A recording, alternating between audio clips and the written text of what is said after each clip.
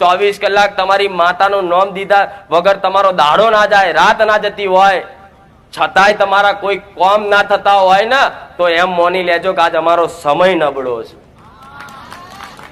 આજ અમારું કોઈ ચોઘડિયું નબળું છે, તો આજ અમારી માતા અમારું કામ નહીં કરતી.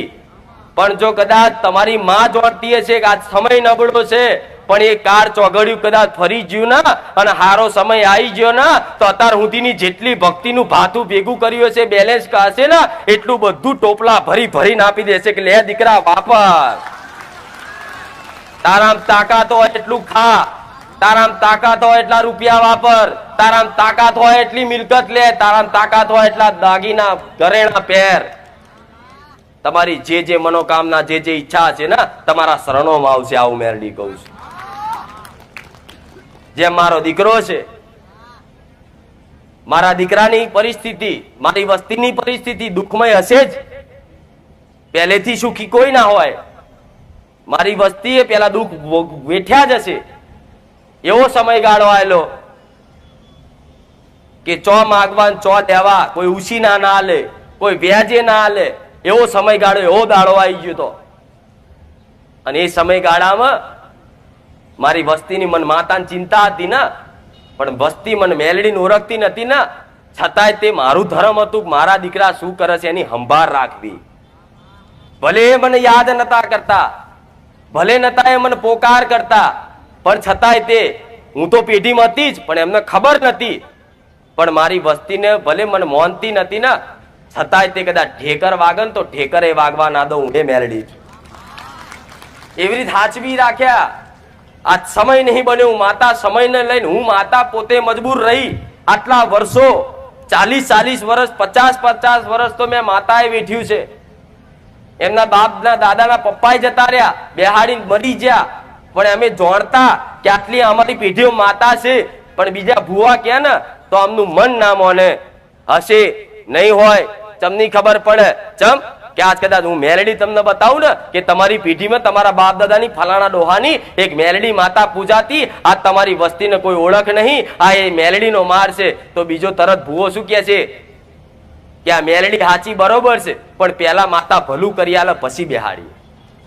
આજ બધાનો પ્રશ્ન આવો હોય છે કે માતા હોય, મેલડી હોય કે માકાડી હોય, સધી હોય કે શિકોતર હોય કે ખોડિયાર હોય, પણ શરત એવી મૂકે ભૂવા જોડે કે પેલા જો હારું થઈ જાય, બધું હારા મોના થઈ જાય 6-12 મહિના, તો પછી આ મેલડીને બેહાડવાની. તો ગોટી મેલડી એવી માતા નહીં કે તમારા દીવા હાથર હું તમારી જોડે ભીખ માંગુ કે દીકરા મને બેહાડ, દીકરા મને નિવેદાલ, દીકરા મારે હુકડી જોઈએ, દીકરા મને જારનો ખીચડો જોઈએ. હું એવી ભિખારણ માતા નહીં, ઘાટ લોબો કરીને માંગુ. હું એ મેલડી છું.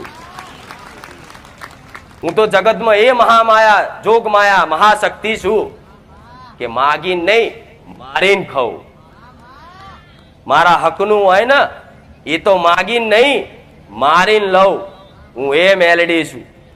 તમારા વડવાએ જો કદાચ મારો દીવો તમારી પેઢીમાં કર્યો હશે અને મારી જોડે ધડક કોમ કરાયા છે અને કોમ કરાઈ અને પછી તમારા વડવાઓ જતા રહ્યા ભગવાનના ઘેર અને વસ્તીને કીધા વગર મરી ગયા છે ને, પણ આજે હું માતા તમારા ઘેર મરી, આ એના દુઃખ ભોગવો છો તમે, આ એની કષ્ટી તમને પડે છે. અને જાણતા હોય, તમને વારે ઘડીએ સપનાય આવતા હોય અને વારે ઘડીએ મનમાં થતું હોય કે મારી પેઢી મેલડી હોવી જોઈએ, તો સમજી લો તમારી જ મેલડી તમને સંદેશ પ્રેરણા કરે છે કે દીકરા હું તારા બાપ દાદાની ઉગતાની મેલડી છું. જો આવી પ્રેરણા અંદર થતી હોય કે આ જગતમાં બધાના ઘેર ઘેર મેલડી છે, શું અમારા ઘેર હશે? આવું થાય છે ને, કઈક દીકરાઓને થાય છે, કઈક દીકરીઓને થાય છે કે દરેક ના ઘેર મેલડી બેઠી, તો અમારા ઘેર મેલડી હશે જ, તો બાપ દાદા પૂજી જશે.